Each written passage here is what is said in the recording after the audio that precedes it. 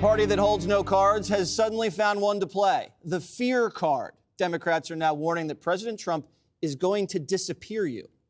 Why? Because 47 floated the idea of deporting some of the most twisted, violent American criminals, think Hannibal Lecter on steroids, and shipping them off to a foreign prison. We're getting rid of our criminals from out of the United States that were allowed to come in by Biden. We're getting them out. And the president is helping us with that, President Bukele. Could we use it for violent criminals, our own violent criminals? I call them homegrown criminals. Yes. I mean, the homegrowns. The ones that grew up and something went wrong and they hit people over the head with a baseball bat. We have, and push people into subways just before the train gets there, like you see happening sometimes. We are looking into it and we want to do it. I would love to do that. And now the left's word that Trump is about to disappear The View. We are watching our neighbors, students, and friends being fired, targeted, and disappeared. It is real. The Trump administration's claim legally is that they can take anyone in the United States and disappear them to a foreign country. There is not included in Title 18 send someone out of the country, much less to a hellhole prison in another country. What stops Donald Trump from wrongfully labeling any American as a non-citizen gang member and abducting them in the dead of night and rendering them to a foreign prison to be tortured? He's going to do that to U.S. citizens. I think the hosts of The View are about to get administratively errored. Dems in the media also playing the fear card over their so-called Maryland dad, championing the return of the alleged MS-13 gangbanger and designated foreign terrorist, Kilmar Abrego Garcia, after Trump sent the Salvadorian migrant back home to El Salvador. Democrat Maryland Senator Chris Van Hollen is actually going to fly to El Salvador to show his solidarity. You've got a Maryland man who's the father of 3, illegally detained in a notorious prison in El Salvador. It is absolutely unjust and illegal to have this Marylander detained one more day in a notorious prison in El Salvador. Was the senator crying?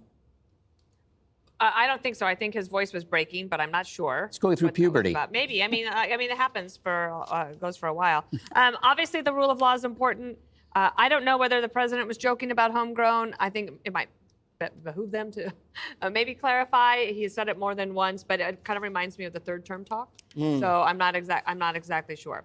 But I also know this, that for years we had no system to vet anybody that was just walking across the border into our country. Not only that, President Biden made up this thing, the CNHV, Cuba, Haiti, Nicaragua, Venezuela parole program, so that they didn't even have to make an effort to cross the border illegally. They could just fly in.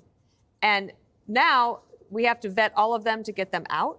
And it seems like this continual problem for the Biden administration that they're not exactly being held accountable for, because Biden's not really doing anything. Kamala's not doing interviews. Everybody else is like melting into the woodwork, and all the books are coming out saying that nobody really knew what they were doing anyway. So I think that is a problem. And I also believe that if the Democrats want to fly to the border, now they want to go, now they want to check. And so I'm for the rule of law, and I think this is actually a very interesting case. The White House had said, they said on Monday that for 72 hours, the press got it wrong, and that the Supreme Court's decision was actually in their favor 9-0, and complained then that the press got it wrong for 72 hours. But also well, then if they got it wrong, then 72 hours on that day, tell everybody. And then you could have a debate, and you could have some people saying they're right, they're wrong. Jonathan Turley on America's Newsroom today thought that the White House had a good point. So I don't know. I actually don't know where it goes from here. I'm curious to hear what the judge thinks, because at this point, going down to get him doesn't seem. I don't think Van Hollen is coming back with Maryland now. Excuse me, El Presidente. Yeah. I'd like to see MS-13 in the mega prison. Yeah. Well, Bukele has already said in answer to CNN, Caitlin Collins in the Oval Office yesterday, he says, number one, I am not going to release him to the United States. I don't have the power to take him out of a prison and force him to come to your country, number one.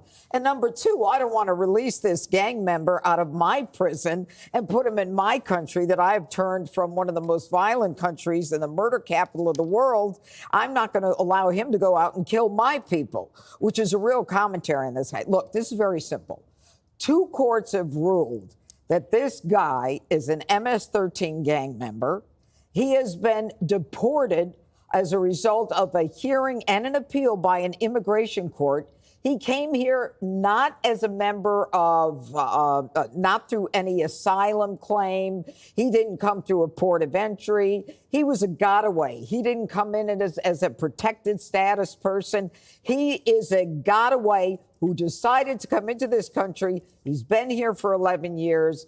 There is a reliable document that he's a member of MS-13, but even that doesn't matter anymore because there are 2 courts, immigration courts, that ordered him deported. He did not make any kind of case that allowed them to decide that he shouldn't be deported. Now, let's take that to where we are now. In addition to the fact that he's illegal, he's from El Salvador, he's in El Salvador now. No local district court judge has the right to say to the United States, you better go over there. What are we going to do? Send SEAL Team 6 over to the prison in El Salvador and bring this guy back? He doesn't belong here. He's illegal. He came here illegally. Immigration court said, get your tail out of this country. And now the Democrats are freaking out. This guy, Van Halen, this senator, he should be ashamed of himself. If you want to go over there and you want to check on an illegal who is in this country illegally and is a member of MS-13, and you don't want to talk about Rachel Morin, who is from your state. He did. This is an example. Today. Oh, good. I'm glad. Today he figured out he should. No, he didn't. Let me finish. Okay? This is the problem. We've got people who belong in Congress, who've been elected to Congress, who are worried about illegal criminals and not worried about American citizens like Joe Biden. And that's the reason we're in this mess in the first place. Start caring about American citizens. Jessica Tarlov. Hi. Hi. So, Senator, now I'm going to say Van Halen because you did. Yeah, I did. Which makes him a little bit cooler. Yeah. But did speak about Rachel Morin and has since she was murdered. That first and foremost. Abrego Garcia, there is no proof that he was an MS-13 member, and it has been debunked many times. It's been debunked yes, it by has. liberal newspapers. That's not true. In a court of law, a section I-113 or 123 is reliable, verifiable proof that you were a member of a gang, and he was never able to rebut it. It was based on double hearsay testimony and also a detective who was indicted merely weeks later for providing confidential information to a sex worker. He was also allegedly an alcoholic. That's how we got into this. But the point is that this man has been living in this country, out in public, meeting on an annual basis with his DHS caseworker.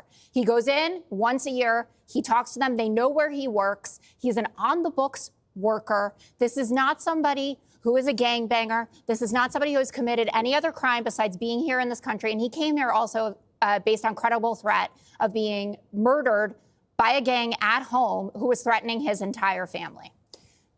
The reason that Democrats are talking about the fact that anyone could, quote unquote, be disappeared is that you can see a full-blown constitutional crisis playing out in front of our eyes. The Supreme Court ruled 9-0 that he had to be returned.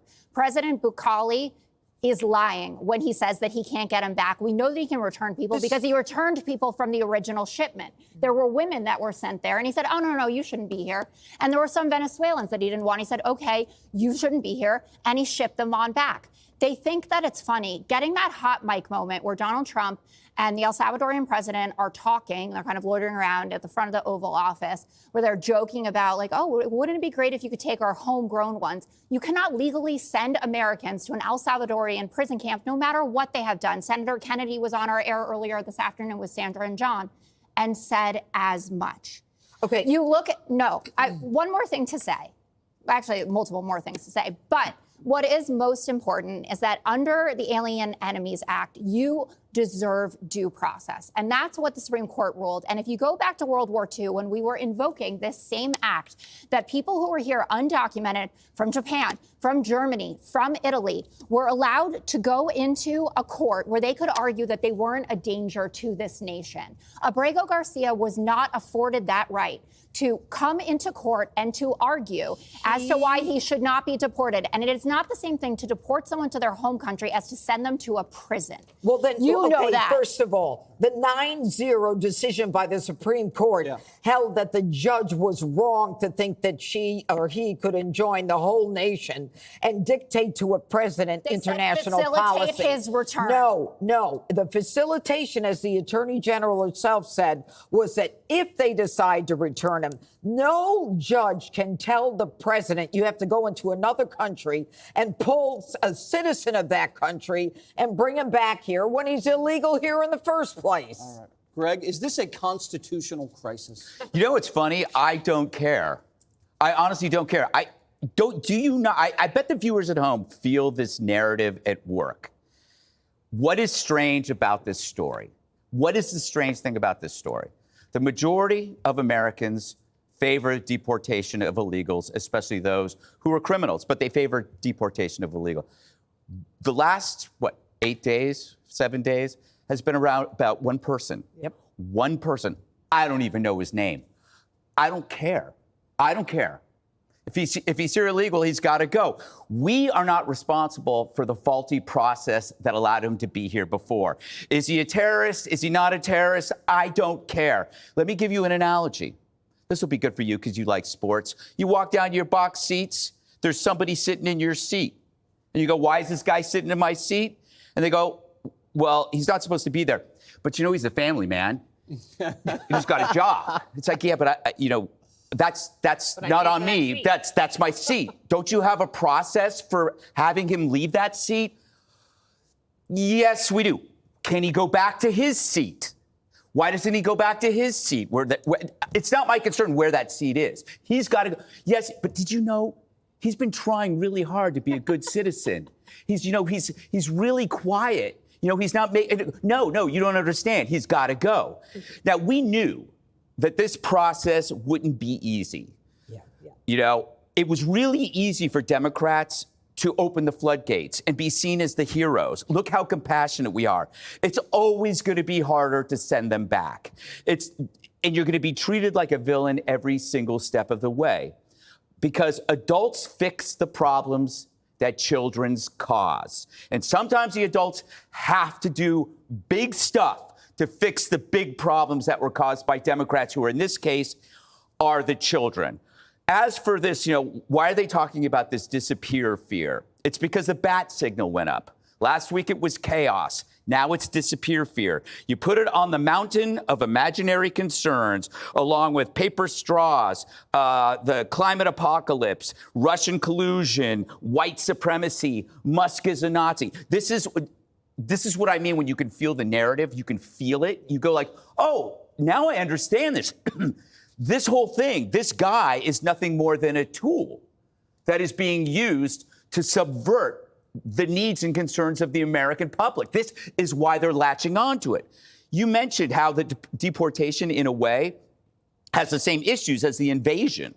It's a mirror. Biden opened the border, millions came in, and surely murderers and rapists were part of that. Now we're deporting hundreds of thousands, and surely one or two might not be criminal. However, compare the error. In one of these errors, Americans don't die. At worst, a guy gets sent to a country he doesn't want to go to. You know what?